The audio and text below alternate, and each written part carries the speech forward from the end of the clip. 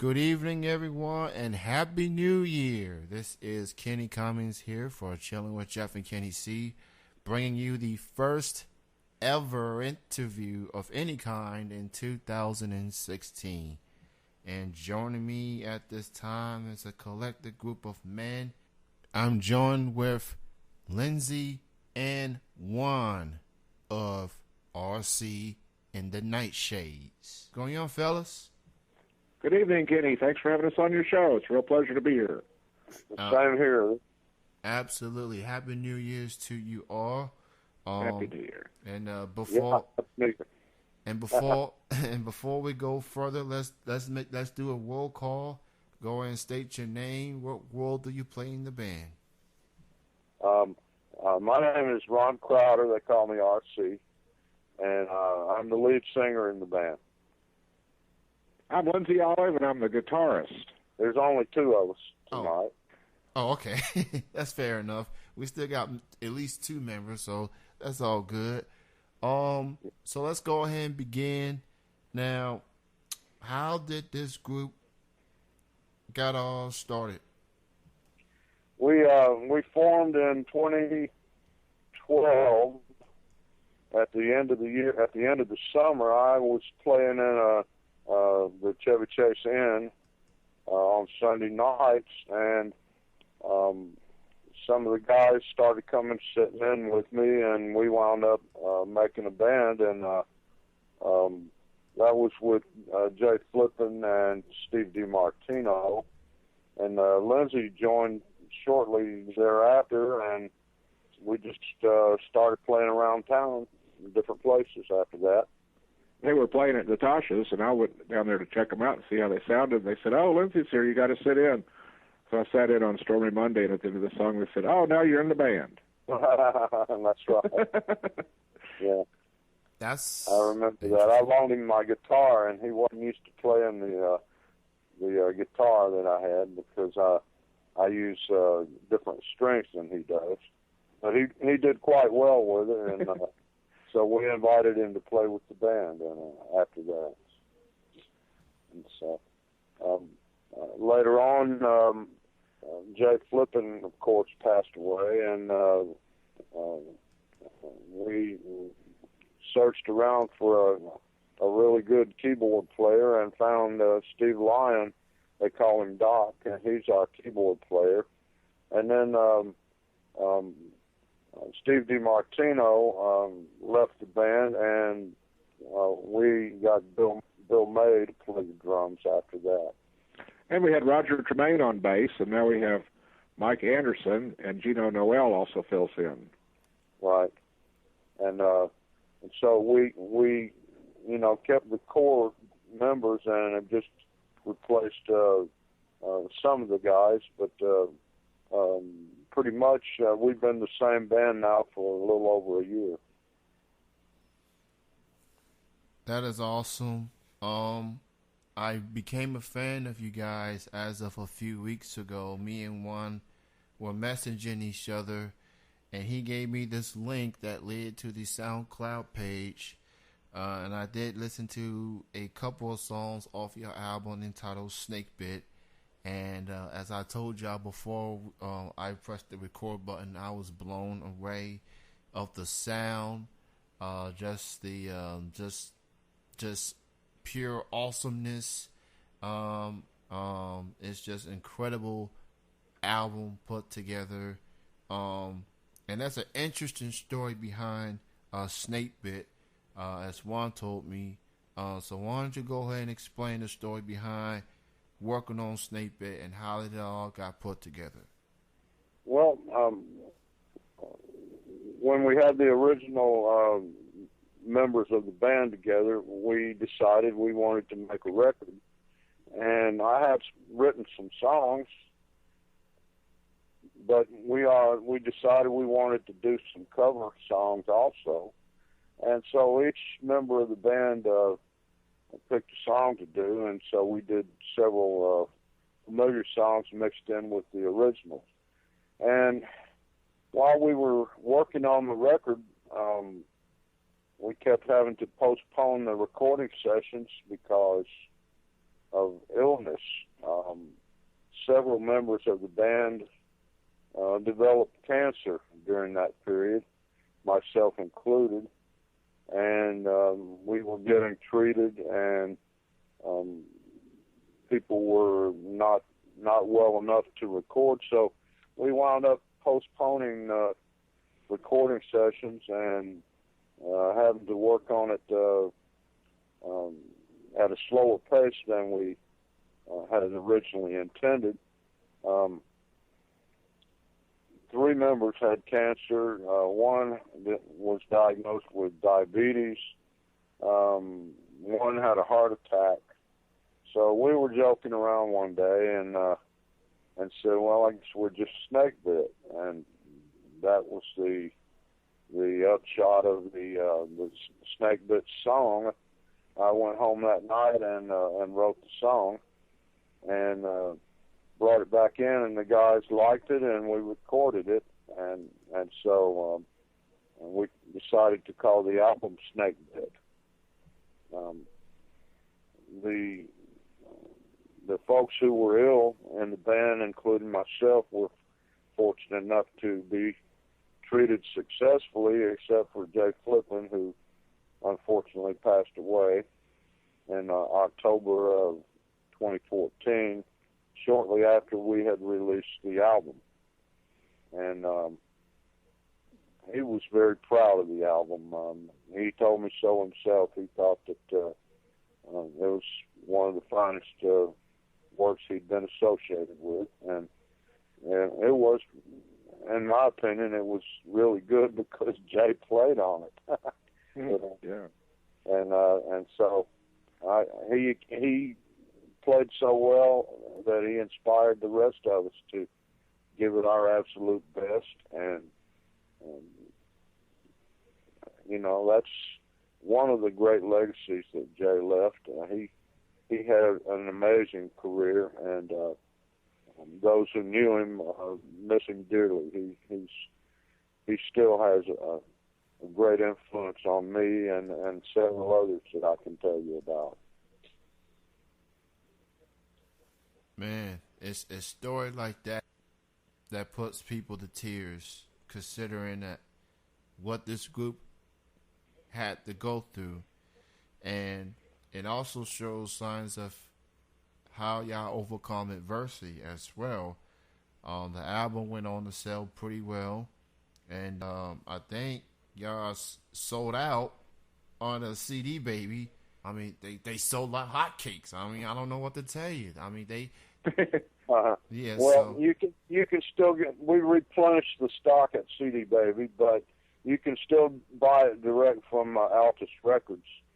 We've got a link posted on our RC and the Nightshades Facebook page, and there's a Shop Now button right at the top of the page. If you just punch that button, you can go right to the link and get the album there, and we'll be sure to send it to you.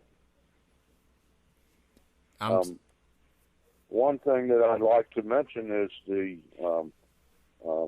Lexington Music Award that we're up for is for the best blues artist, and we were totally honored that the folks voted us in that category. Of course, there are several other really great bands in that category too, and it's just it's awesome to be mentioned in the same paragraph with those guys. So, you know, even if we don't win, we're totally honored by the nomination. And absolutely. Thanks to the fans that voted for us.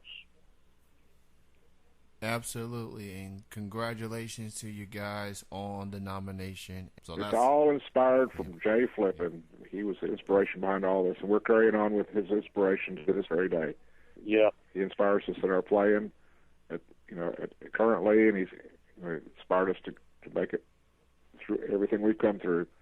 And at the Lexington Music Awards, they're going to honor him there. Is that right, Ron? Yeah, actually, they honored him. He won the Lifetime Achievement Award last year after his death, and that's inspiration for us too. Was there to accept the award. But they have honored him further by naming the Best Music Educator Award the Jay Flippin Award. Right, that's the Jay Flippin Award this year. It's the first year for that award, and that'll be, as long as they have the Lexington Music Awards, there'll be a Jay Flippin Award. Right, and so a further honor that we received as a result of Jay. So he'll continue to inspire. Yeah. It's not going to end. And also, we were in the mix for a good long while through the second vote for the Grammys this year. We didn't make it through the second round of voting, but we did get in the mix anyway, and that's pretty good tribute to Jay's abilities too.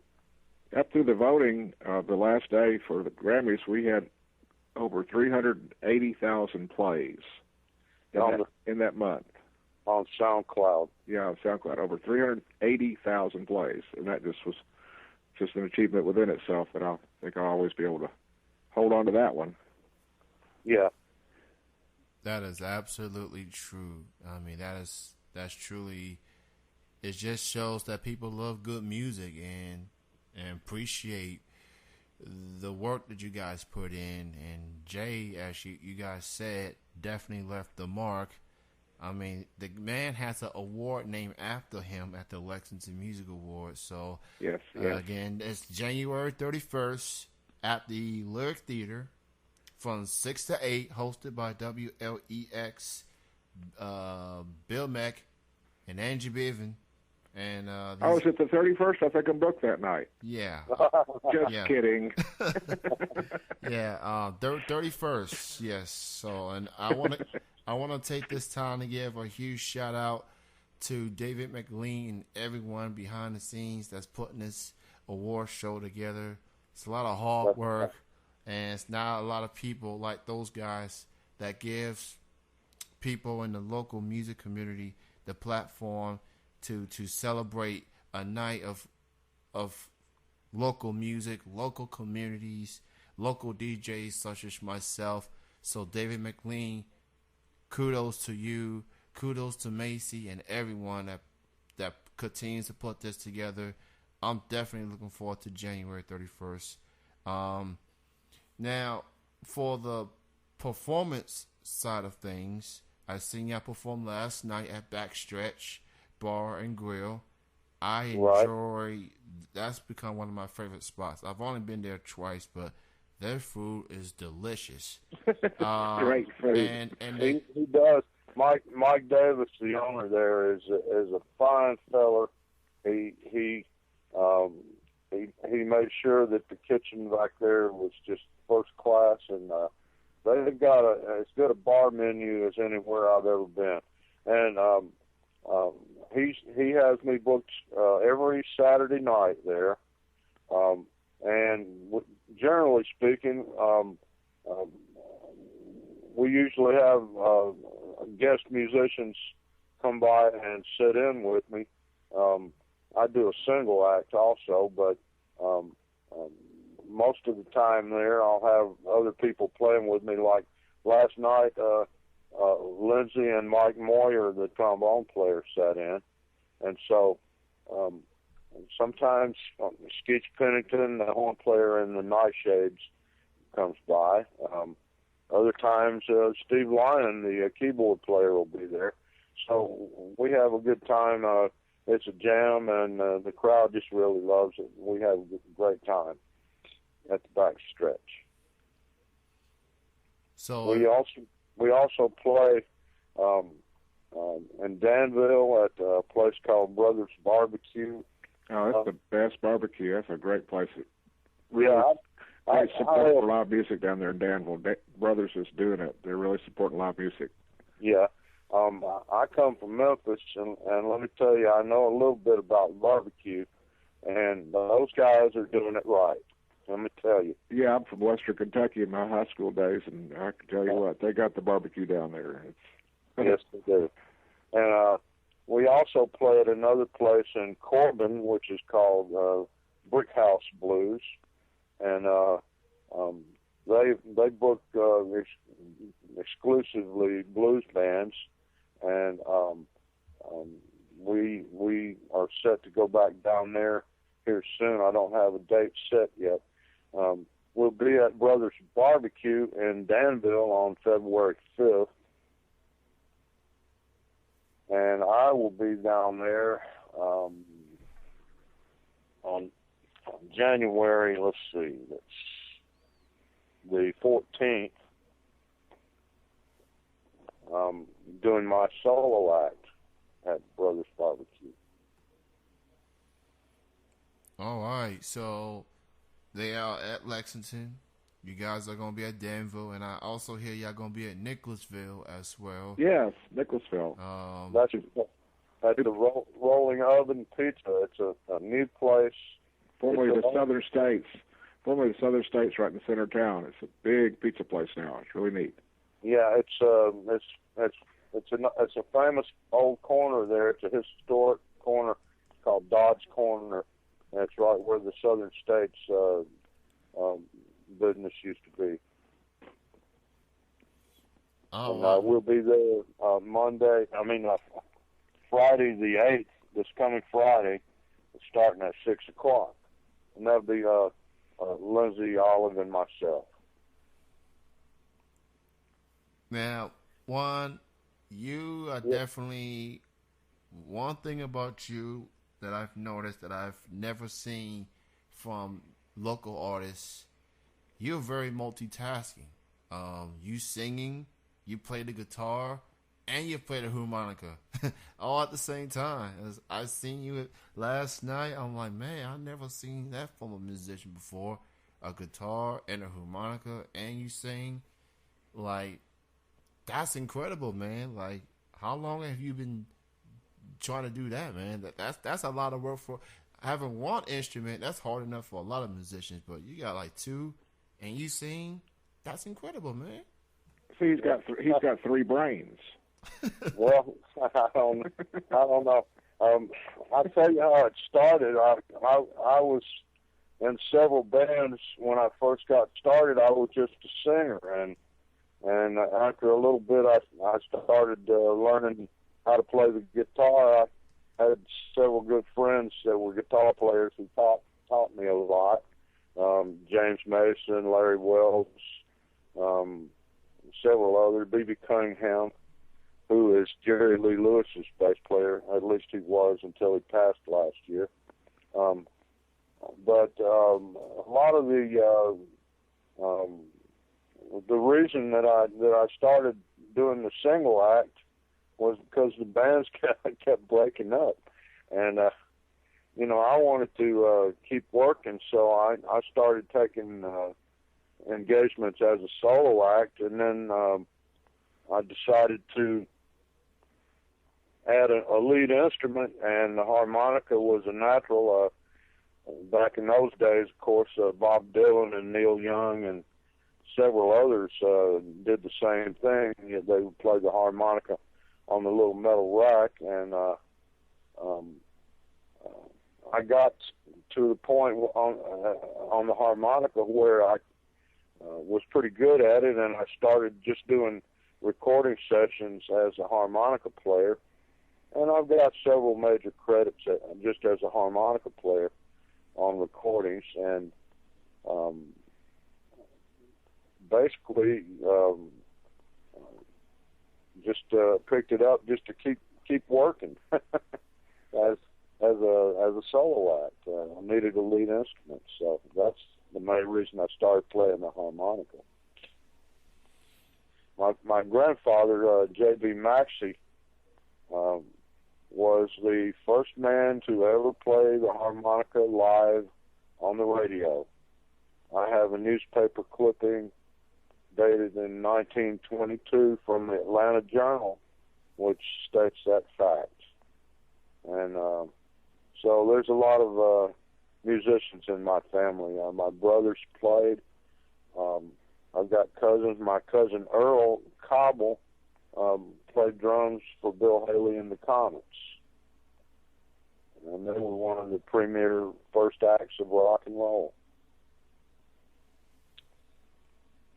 I feel like I'm talking to musical history, man. I'm just so honored to have you guys on for the Lexington Music Awards, January 31st at the Lyric Theater from 6 to 8.